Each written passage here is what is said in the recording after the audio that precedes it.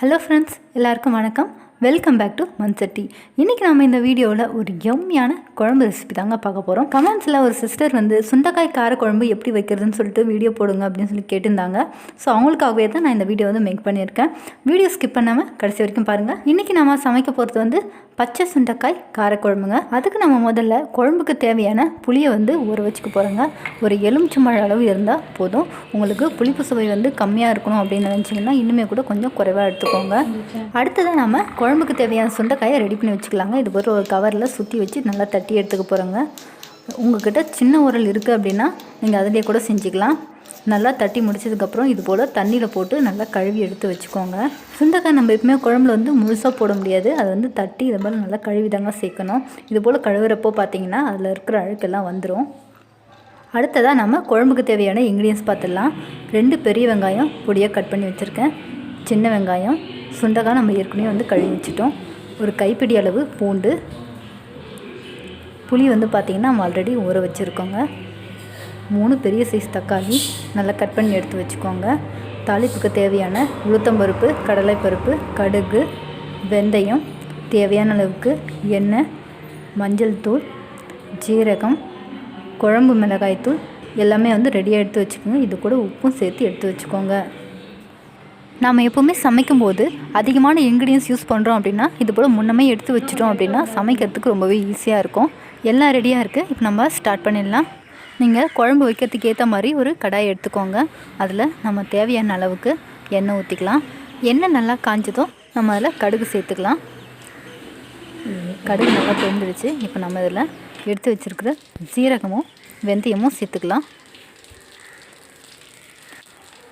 2 நல்லா பொரிஞ்சதுக்கப்புறம் நம்ம எடுத்து வச்சுருக்கிற கடலைப்பருப்பும் உளுத்தப்பருப்பும் இதில் சேர்த்து நல்லா வறுத்து விட்டுக்கலாம்.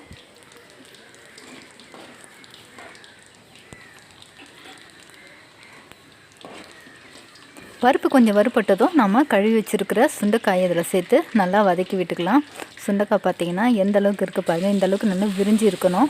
நம்ம எப்போவுமே சுண்டைக்காய் காரக்குழம்பு வைக்கும்போது வெங்காயம் சேர்க்கறதுக்கு முன்னாடியே அந்த எண்ணெயிலேயே நம்ம சுண்டைக்காயை போட்டு நல்லா வதக்கிக்கணும். வெங்காயம் சேர்த்ததுக்கப்புறம் நம்ம சுண்டைக்காய் சேர்க்குறோம் அப்படின்னா அது சரியாக வதங்காமல் விட்டுரும்.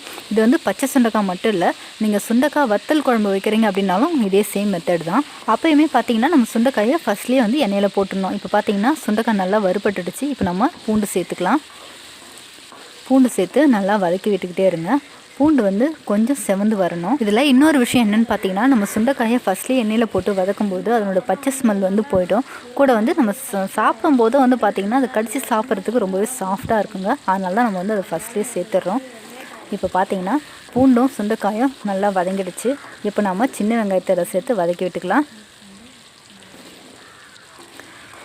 சின்ன வெங்காயம் பார்த்திங்கன்னா இது முற்றிலுமே ஆப்ஷனல் மட்டும்தான். உங்களுக்கு வேணாம் இல்லை அப்படின்னு நினச்சிங்கன்னா இதை இக்னோர் பண்ணிடலாம். பெரிய வெங்காயம் மட்டுமே வச்சு செஞ்சால் கூட குழம்பு ரொம்பவே சூப்பராக இருக்கும். சின்ன வெங்காயம் பாதி வதங்கி இருக்கணும். அதுக்கப்புறமா தான் நம்ம பெரிய வெங்காயத்தை சேர்க்க முடியும். அது வரைக்கும் கொஞ்சம் வதக்கி விட்டுக்கிட்டே இருக்கலாம். சின்ன வெங்காயம் பாதி வதங்கியிருக்கு. இப்போ நம்ம பெரிய வெங்காயம் சேர்த்துக்கலாம். முடிஞ்ச வரைக்கும் நல்லா பொடியை கட் பண்ணி சேர்த்துக்கோங்க. நல்லா சுருண்டு வர வரைக்கும் வதக்கி விட்டுக்கிட்டே இருக்கலாம்.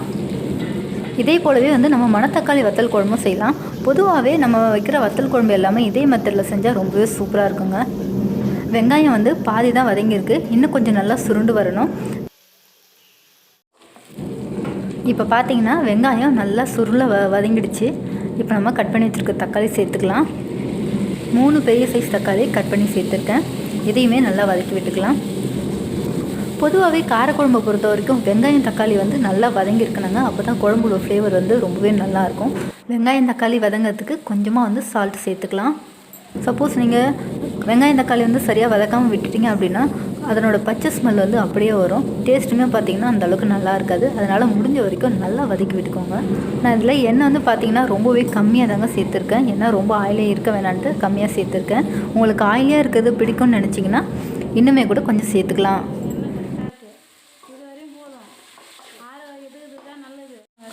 இப்போ பார்த்தீங்கன்னா வெங்காயம் தக்காளி நல்லா வதங்கிடுச்சு. இப்போ நம்ம மிளகாய் தூள் சேர்த்துக்கலாம்.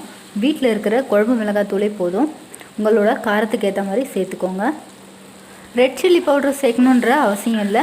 நீங்கள் வேணும்னு நினச்சிங்கன்னா சேர்த்துக்கலாம். மிளகாய் தூள் சேர்த்து லைட்டாக கிளறி விட்டதுக்கப்புறம் கொஞ்சமாக மஞ்சள் தூள் சேர்த்துக்கலாம். நல்லா கிளறி விட்டுக்கோங்க.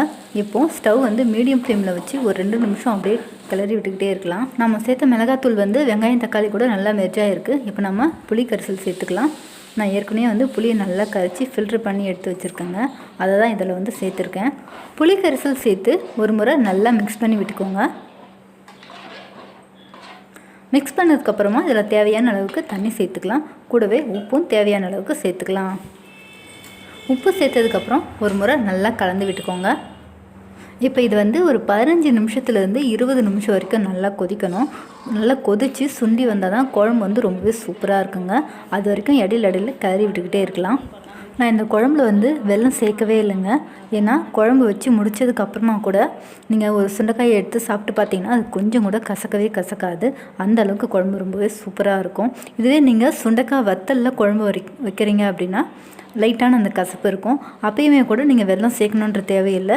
கொஞ்சமாக தக்காளியும் புளியுமே கொஞ்சம் அதிகமாக சேர்த்துக்கிட்டிங்கனாவே போதுமானது தான். கண்டிப்பாக வெல்லம் சேர்த்தா தான் பிடிக்கும் அப்படின்னா கொஞ்சமாக சேர்த்துக்கோங்க. இப்போ பார்த்தீங்கன்னா ஒரு 15 நிமிஷம் ஆகிடுச்சு. குழம்புமே வந்து நல்லா கொதிச்சிருக்கு. எந்த அளவுக்கு திக்காக இருக்குது பாருங்கள். இந்த ஸ்டேஜில் நம்ம ஸ்டவ் ஆஃப் பண்ணிடலாம். குழம்பு வந்து வேற ஒரு பாத்திரத்துக்கு மாற்றிடலாம்.